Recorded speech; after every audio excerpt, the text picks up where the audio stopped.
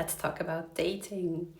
As you know, I have had almost 40 first dates in a little more than a year, not because I was looking for a relationship. Well, I got one out of it in the end, as you know, but I was just curious about men and how they think and feel about women.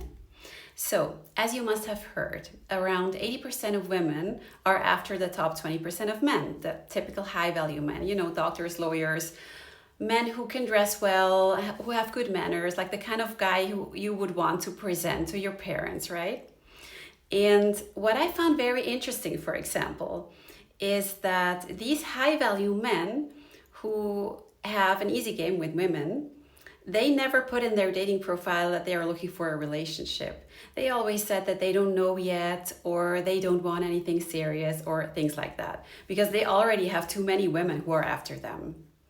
But they haven't found the one yet, so you stand a chance. And men who are not in the top 20%, it's much harder for them. And they often put in their dating profile that they were looking for a relationship because they knew that's what women want to hear. So I have learned that every man has his strategy how to get a woman into bed.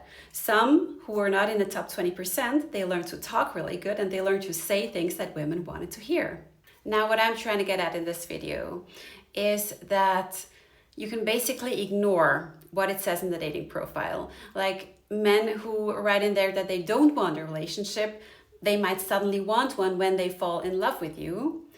If you're smart, it doesn't have to do with just the person you are, but the impression they get of you during the first few dates. But you really have to do it right. And men who say they want a relationship, they can just play you because they want to get in your pants. You really don't know. So I would say you should more or less ignore what it says in the dating profile, especially if it's about whether or not they are looking for a relationship.